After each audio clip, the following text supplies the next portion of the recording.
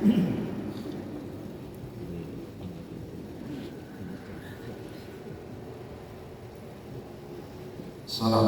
warahmatullahi wabarakatuh. Alhamdulillah, salatu wassalamu ala Rasulillah Sayyidina Muhammadin wa ala alihi wa sahbihi wa man. Ayyuhal hadirun, ittaqullaha wa la tamutunna illa wa antum muslimun. A'udzu billahi minasy syaithanir rajim.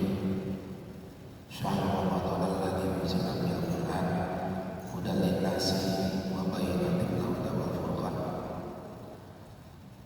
Jamaah salat sunnah dirahmati Allah. Dalam satu riwayat, Rasul sallallahu alaihi wasallam melihat ada seorang hamba yang sedang disiksa oleh malaikat Malik. Setelah diteliti, Rasul merasa bahwa hamba yang sedang disiksa ini adalah salah satu umatnya. Kemudian Rasul bertanya, "Wahai Malik, siapa yang kau siksa ini? Dan apa kesalahannya?" Kata Malik, "Muhammad, dia adalah salah satu umat dan kesalahannya sudah tidak bisa dimaafkan." Mendengar bahwa orang itu adalah umat baginda Rasul, maka Rasul berkata, "Kalau begitu, aku akan beli dia dengan syafaat. Sebagaimana kau tahu bahwa Allah memberikan hak bagiku untuk memberikan syafaat kepada umatku yang mendapatkan kesusahan. Maka atas izin Allah, man dzalladzi yashfa'u illa bi'idznih, aku ingin memberikan dia syafaat karena aku tidak ingin jangankan 10, 100, satu orang saja aku tidak ingin mendengar umatku sampai masuk neraka. Maka aku akan membeli dia dengan syafaat." Mendengar ini kata Malik,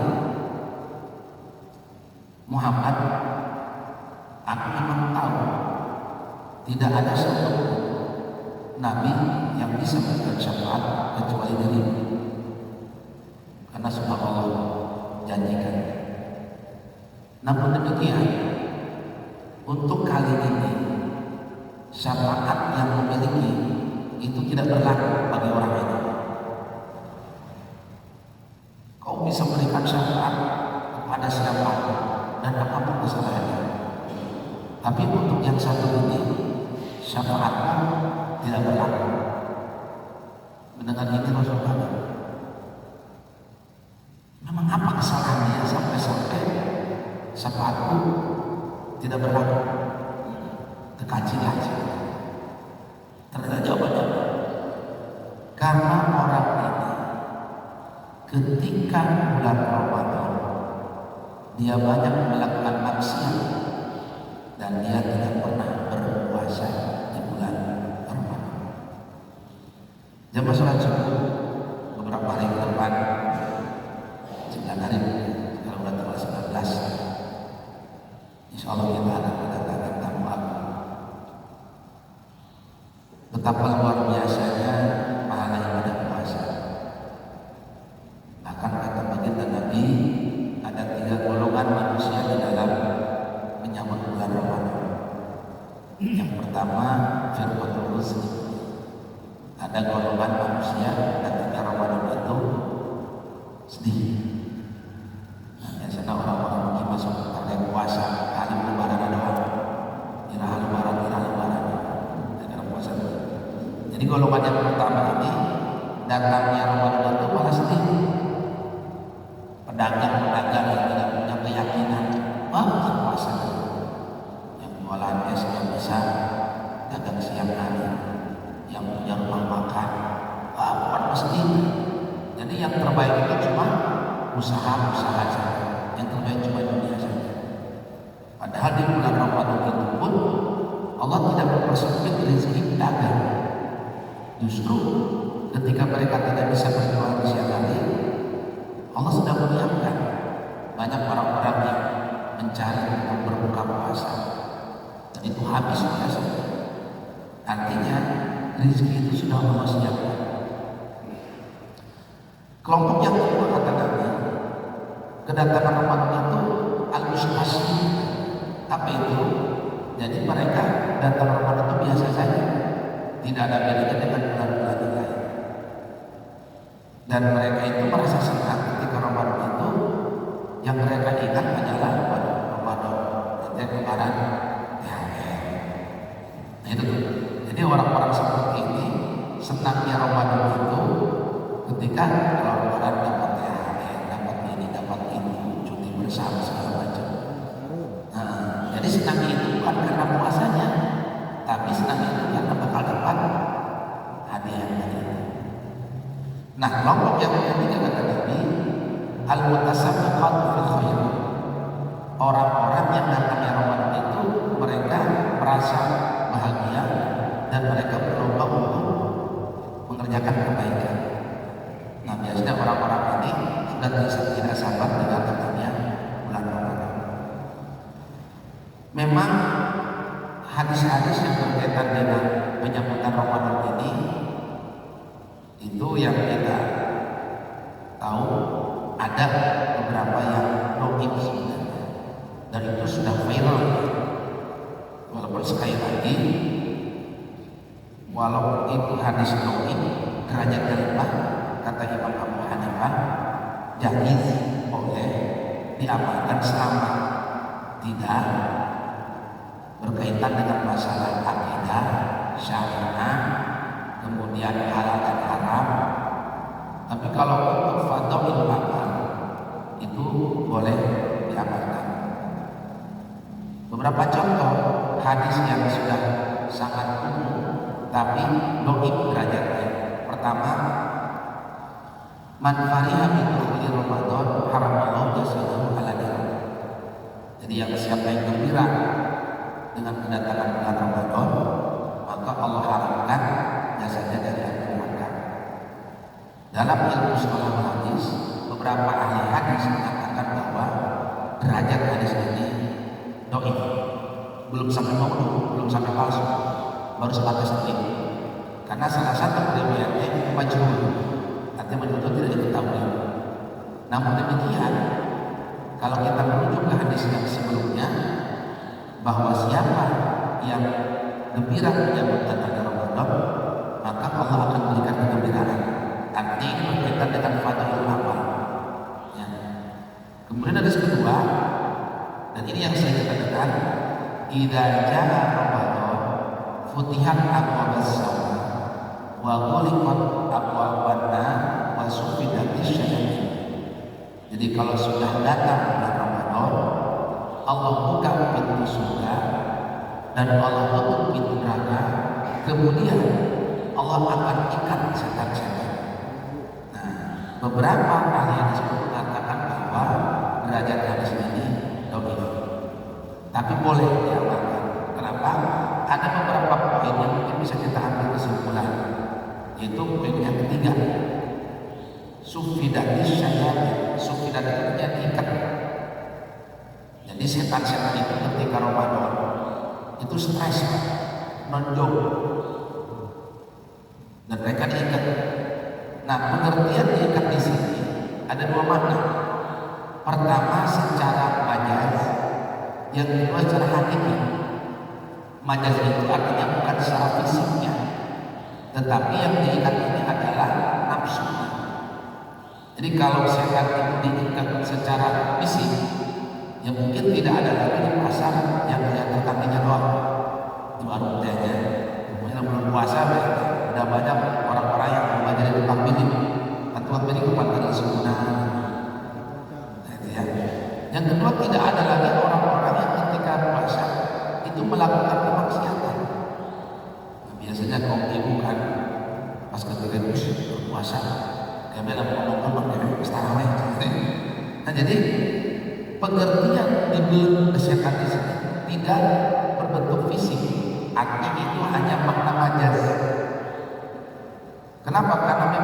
setan itu sumber dari nafsu. Artinya ketika kita sedang puasa, maka kendalikan nafsu.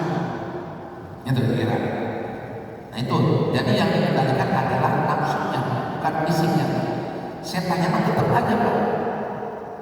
Dikepak setan tetap. Justru biasanya ketika puasa itu godaan setan lebih besar. Terutama ketika perut lapar, kerja di kantor, THR belum juga kelihatan hilangnya di kantor kemarin kan biasanya kalau perut sedang lapar itu emosi dapat ya, dan godaan itu semakin besar. Nah makanya pengertian majas di sini, setan-setan itu secara nafsu agar kita bisa mengendalikan hawa nafsu. Nah pendapat yang kedua, yang dimaksud dibelenggunya setan ini itu ketika malam hari, di mana orang-orang bertadarus yang mulai, sedangkan di siang hari itu setan dilepas lagi. Ini pendapat yang kedua. Tapi alhamdulillah bahwa ketika dalam kondisi puasa, maka sesungguhnya kita mengendalikan hawa nafsu. Hadis yang ketiga, yang ini sebagian ulama hadis mengatakan bahwa bau mulutnya orang yang berpuasa itu lebih harum dari baunya surga. Nah ini juga derajatnya doib, bahkan hadis ini mendekati kepada maulu. Kenapa? Kalau dikatakan bau mulutnya orang yang berpuasa itu seperti baunya harum surga, pertanyaannya, emang kita sudah tahu bagaimana harumnya surga? Itu pertama. Yang kedua, syariat agama itu tidak pernah bertentangan dengan kesehatan, tidak akan bertentangan dengan fitrah manusia. Makanya dalam agama kita diperintahkan untuk menikah, makan, minum, karena ini berfitrahnya manusia. Nah yang kedua, ketika seseorang mengamalkan hadis ini, bau mulutnya orang yang berpuasa itu seperti baunya surga. Khawatir orang yang tidak berilmu sebulan penuh tarajikan ini itu bau apa dijaga dijaga lebih harum dari baunya surga. Hukum Islam tidak seperti itu prakteknya. Islam itu selalu menjaga kenyamanan, hubungan sosial. Nah oleh karena itu Imam Syafi'i berpendapat orang yang nyikat ini di waktu siang hari itu belum sampai batal pada puasa. Dia hanya derajat makruh karena di modal itu ada rasa minyak. Kenapa? Rasul sudah ditanya, ya Rasul, puasa hari ini panas sekali ya. Apa kata Nabi? Kalau kau merasa panas, merasa haus, kau boleh berendam di air. Dan Rasul pernah melakukan. Apalagi di Arab cuacanya kan, masya Allah, berendam doang dari minum gitu ya. Jadi maksudnya boleh ya, ketika kita merasa lelah, kita berendam air. Sedangkan Imam Abu Hanifah itu mengatakan bahwa nyikat gigi ya baik dengan odol itu tidak masalah. Nah Imam Ibnu Hanbal mengatakan kalau kita nyikat gigi menggunakan odol ini sudah masuk kepada takliru tanzih, makruh tapi mendekati haram. Artinya orang yang nyikat gigi di siang hari ketika puasa itu makruh tapi mendekati batal. Kenapa? Karena ada rasa minyak, rasa permennya. Kecuali sekarang kan ada model yang terbuat dari siwak itu ya, yang tidak ada rasa minyak. Ya, memang lebih amannya di satu sisi kita menjaga kesehatan mulut agar kan biasanya kalau sedang puasa itu mulut itu kurang nyaman biasanya. Tapi kalau kita ikat gigi dijaga. Nah lebih amannya boleh ikat gigi tapi tidak menggunakan pasta. Fungsinya hanya untuk menjaga supaya ketika kita berbicara, apalagi yang terjadi kantor kan, ngobrol gitu, dengan mulut yang kurang nyaman, ini kan juga membuat hubungan atau obrolan itu tidak nyambung gitu, ya. Jadi sekali lagi tentang hadis yang berkaitan bau mulutnya orang yang berpuasa ini seperti bau surga. Nah, ini hadisnya dhaif. Pengertian bau mulut di sini tidak secara hakiki, tapi juga secara majazi.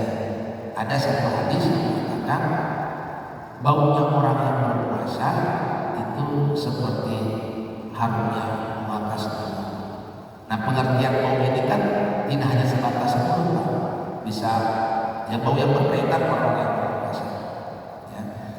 Kemudian hadis yang keempat, nah ini pun dianggap sebagai hadis aman, itu yang berkaitan dengan bahwa di bulan Ramadan 10 hari pertama itu adalah rahmat, 10 hari kedua itu adalah maghfirah, 10 hari ketiga itu adalah itu binatang. Ini pun menurut ahli hadis derajatnya lemah, dhaif. Kenapa? Karena baginda Rasulullah SAW itu tidak membolehkan kita membagi-bagi antara 10 pertama kedua, karena dalam satu bulan itu semuanya ada rahmat, ada maghfirah. Jadi tidak ada klasifikasinya. Oh 10 ini kan. Jadi dari mulai tanggal pertama sampai terakhir itu adalah hari-hari maghfirah dan hari-hari rahmat. Jadi tidak ada yang namanya klasifikasi di kotak-kotak itu 10. Tetapi karena memang ini sudah umum hadis disampaikan, ya sehingga orang kan punya orientasi. Oh 10 hari pertama rahmat, ayo segala mereka. 10 hari kedua maghfirah, ayo minta ampun awal. 10 hari ketiga itu menanda menjaga dari mereka. Khawatirnya umat Islam yang belum begitu belum begitu matang di dalam pemahaman agamanya, akhirnya dia seperti membuat semacam bagian-bagian, padahal dalam bulan Ramadan itu semua dari awal sampai akhir itu adalah hari rahmat, bulan maghfirah dan itu binatang.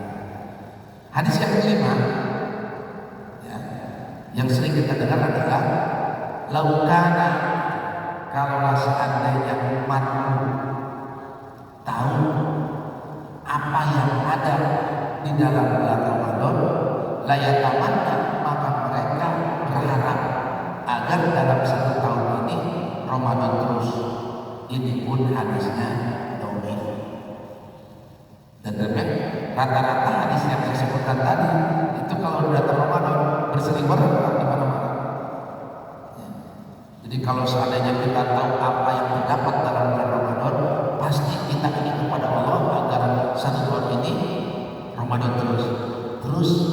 Di mana kemuliaan Muharram, di mana kemuliaan Hulu, di mana kemuliaan bulan Dzulhijjah. Artinya ketika kita memahami bahwa kalaulah 1 tahun ini Ramadan semua, itu berarti kita sudah menghilangkan kemuliaan bulan-bulan yang lain. Namun tentu di dalam memahami hadis yang ini, kalaulah umat tahu apa yang terdapat di dalam bulan Ramadan, maka pasti mereka semua ingin agar dalam 1 tahun ini Ramadan selamanya. Ini tentu sebagai motivasi. Artinya ketika bulan Ramadan, puasa kita cuma 1 bulan, agar kita tidak berleha-leha, karena saking berharganya itu bulan Ramadan, sehingga manusia berlomba untuk melakukan kebaikan. Yang kedua, untuk tahun depan belum tentu kita masih bisa menemui Ramadan. Dan masalah ini saya berikan satu mukadimah tentang masalah hadis-hadis berkaitan Ramadan agar kita juga tidak terjebak, ya, dengan hal-hal yang tentunya ini suatu yang baik, tapi kadang-kadang kita meninggalkan yang pokok tentang ibadah puasa itu sendiri. Jadi kita lebih euforia, lebih senang ketika datangnya Ramadan, tapi ketika pas puasanya lungsen. Nah ini kan juga semangat pertamanya doang. Jadi memang Umat Rasulullah ini memang negasi itu pertama dalam segala hal. Sholat tarawih, malam kahnya doang semangat. Baca Quran, malam kahnya doang semangat. Ada gimana? Jadi itu mah sudah malam ingatnya. Jadi dia di mana-mana. Hampir itu pemerintah mengumumkan bahwa 1 Ramadan jatuh besok hari. Jadi nanti malam kita mulai melakukan sholat tarawih. Mau saja ada apa-apa DKM jadi kamu sampai masa malam segala karena jamaahnya membudak malam kayak gini loh. Tapi itu udah malam kedua, selanjutnya kita saja dari luar maju aja. Nah itu memang sudah mengalami gitu. Padahal dalam satu riwayat Ali bin Abi Thalib pahala tarawih itu semakin di sana itu semakin besar. Ya, karena memang pahalanya luar biasa. Jamaah sholat subuh yang dimuliakan Allah dalam surat Al-Baqarah ayat 183 ini sering kali kita dengar, ya ayyuhalladzina amanu kutiba alaikumusiyam. Kalau kita perhatikan ayat ini kan, wahai orang-orang yang beriman, kutiba itu secara makna lugawi artinya dituliskan dari kata yang katban wa katibun wa dzakamatubun uktub. Pertanyaannya, kenapa puasa tidak menggunakan lafaz furidu au jam? Tidak sebagaimana ibadah-ibadah yang lain. Kenapa tidak ya ayyuhalladzina amanu furidu au jam? Diwajibkan, diperlukan bagi kalian untuk berpuasa. Tapi ayat ini mengatakan kutiba. Artinya kutiba itu ditetapkan. Setiap yang menggunakan lafaz kutiba, maka dalam prakteknya ini luar biasa sulitnya. Contoh ayat yang menggunakan lafaz kutiba, ya ayyuhalladzina amanu kutiba alaikumul qatl, kutiba alaikumul qisas fil qatl. Wahai orang-orang beriman, ditetapkan bagi kalian untuk melaksanakan hukum qisas ketika ada pembunuhan. Artinya kalau ada orang yang membunuh, maka hukumannya dibunuh lagi. Ini kan sulit diterapkan.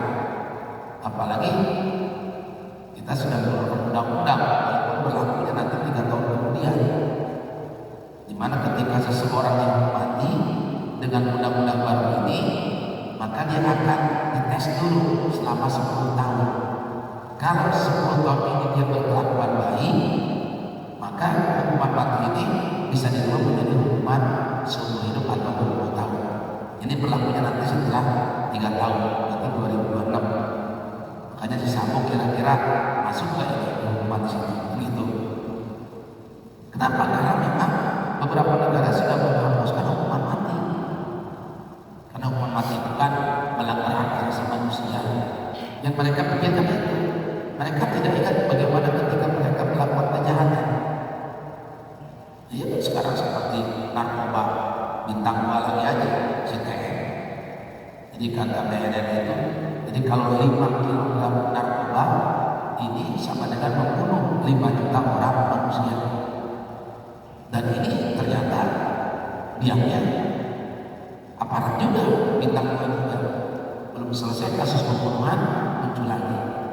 Nah, apa artinya ketika satu negara menerapkan hukuman mati, mainkan banyak yang menentang, termasuk yang disebutkan itu sudah mulai berubah undang-undang hukuman mati. Kalau di Saudi Arabia hukuman mati itu kan dengan cara berjalan. Nah, dalam agama itu disebutnya qisas. Makanya kalau di Mekah, di Jeddah, di Riyadh itu ada yang namanya masjid qisas. Jadi masjid eksekusi untuk orang-orang yang melakukan kejahatan. Jadi kalau kita perhatikan hukuman qisas itu menggunakan ayat kutiba alaikumul qisas fil qatl. Diwajibkan, diperintahkan, ditetapkan hukum qisas. Puasa itu sama Pak, dalam prakteknya sulit. Sholat semalas apapun sholat maghrib itu dari 10 menit selesai. Tapi puasa itu dari subuh sampai maghrib. Selama puasa, apalagi kalau kita keluar rumah, kerja di kantor, lihat ini lihat itu, hati kadang-kadang merasa sirik dengki, padahal kita lagi puasa. Makanya kata Allah, kutiba alaikumus syiyam kama kutiba alal ladzina min qablikum la'allakum tattaqun. Dengan kata kutiba, Allah ingin menunjukkan bahwa ibadah puasa ini ibadah yang sangat sulit, karena puasa itu yahtaj ila syai'ain, membutuhkan dua persiapan. Pertama puasa batin, yang kedua puasa lahir. Kalau puasa lahir itu dalam bentuk makan, minum. Yang lebih sulit adalah puasa batin. Apa? Menjaga hati. Kalau urusan menjaga hati, Pak, semuanya kebagian. Jangan-jangan Ustaz Kiai itu alawatan kayaknya kadang-kadang mereka dekat lebaran saling baik, mencinta BHS sama mangga itu kan. Ini kalau kita bicara personal itu terus aja Pak, mudah-mudahan ada rasa karena ketua DKM ketua ya mana ini sih tak Kiai Pak, kita Ustaz Pak. Jadi kalau urusan itu mah nafsu yang bicara. Jadi jangan dianggap Ustaz-Ustaz kayak gitu, turun ke malam lebaran pemikiran sarung baik. Dia bakal pada beranda ya. Kenapa? Sebab yang namanya keinginan, iroda itu dari nafsu.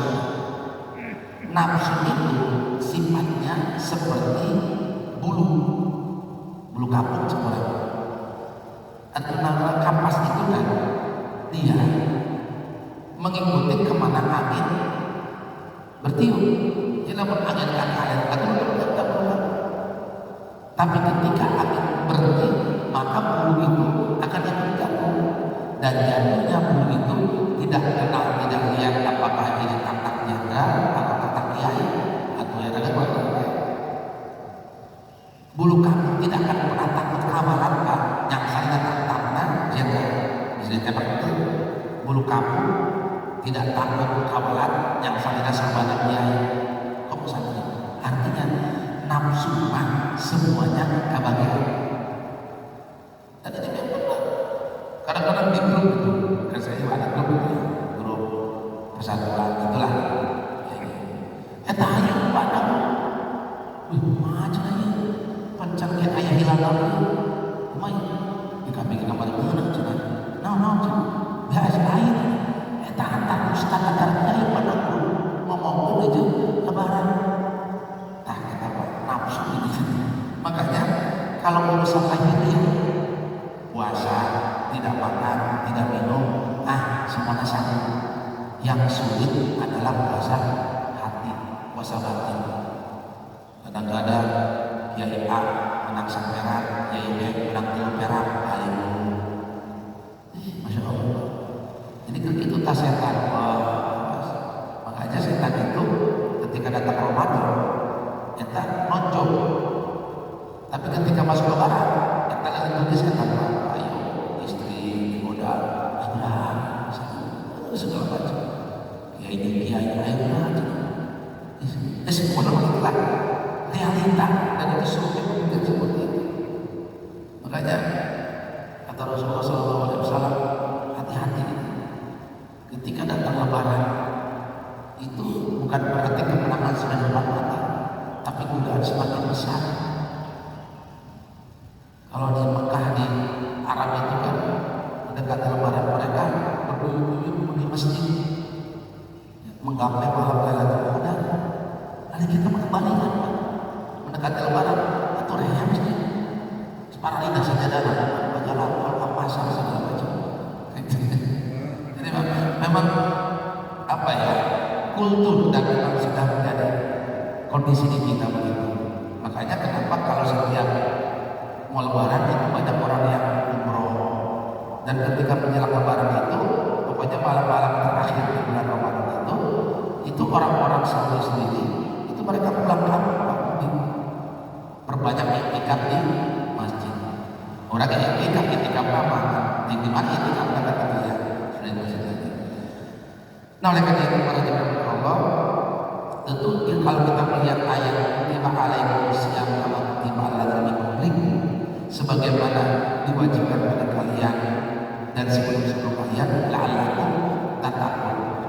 Fungsi daripada puasa itu mencipta kita menjadi hamba-hamba yang bertakwa. Nah, tinggal bagaimana sekarang dampak daripada puasa itu sendiri.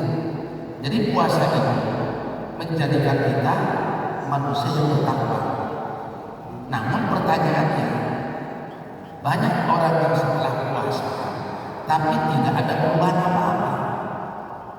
Nah, itulah sampai muncul istilah ada orang yang puasa seperti puasa ular, ada orang yang puasa seperti puasa ular. Ular itu sebelum ganti kulit kan dia puasa dulu tuh secara teorinya. Tapi yang namanya ular sebelum puasa, setelah puasa tetap aja dia berulang-ulang. Artinya orang yang puasa ular itu sebelum dan setelah puasa sama sekali tidak ada perubahan dalam perilakunya. Apa kita puasa orang itu? Akan belinya apa? Milgahnya yang ular kalau sebelum ganti kulit dia masih puasa dulu. Artinya ya setelah puasa tetap aja jenisnya ular-ular juga. Sedangkan yang itu puasa ular sebelum dia ganti jenis menjadi kepompong kemudian menjadi kupu-kupu, dia itu prosesnya puasa dulu. Artinya apa? Seseorang sebelum puasa mungkin kata-katanya, sikapnya, tingkah lakunya itu bikin orang sakit hati. Ya pokoknya apa ya, membuat orang itu banyak yang terzolimi gitu ya. Tapi dengan puasa perilaku-perilaku yang tadi buruk itu berubah menjadi baik. Nah, itulah puasa. Karena tahirin siapapun jangankan melihat, mendengarnya saja ular yang ada rasa jijik gila. Tapi ketika dia berubah menjadi kepompong dan berubah menjadi kupu-kupu, siapapun pasti senang melihat. Artinya orang-orang yang puasa seperti ular awalnya sebelum puasa mungkin perbuatannya banyak menyakitkan orang, tapi setelah puasa perbuatannya banyak menyenangkan orang. Itulah puasa ular. Siapa coba yang tidak senang? Begitu indahnya. Artinya orang yang puasanya diterima Allah itu setelah puasa apa yang dia kerjakan, dia katakan membuat orang senang. Itulah dampak daripada puasa. Tapi kalau puasa ular tetap aja ular. Gak ada perubahan saya tambahnya. Sebelum puasa korupsi jangan baik. Karena kemarin skala tinggi ketika ada kain dari atasan atau dicocokkan ini. Nah, makanya ketika seseorang itu puasa maka akan terbentuk jiwa yang mutakin la'allakum tattaqun. Nah, oleh karena itu jamaah Allah, ayo kita sambut Ramadan ini dengan perasaan gembira, sukacita, ya. Karena dengan begitu Allah juga akan memberikan kebaikan kepada kita dengan 9 hari lagi kita puasa. Insyaallah kita memohon agar kita diberikan panjang umur, sehat lahir batin, dan sama sekali tidak ada jaminan walaupun cuma 9 hari tersisa kita masih diberi umur sama Allah. Tidak ada jaminan. Karena kita tidak pernah kontrak umur dengan Allah. Durasi kita tidak tahu lah. Tapi insya Allah doa yang diajarkan oleh Nabi, Allahumma ballighna Ramadan. Itulah doa yang selalu Rasul baca agar kita sampai ke bulan Ramadan. Mudah-mudahan kita yang hadir dimasukkan ke dalam golongan husnul khotimah. Amin ya rabbal alamin. Subhanaka Allahumma wa bihamdika asyhadu an la ilaha illa anta astaghfiruka wa atubu ilaik. Wassalamualaikum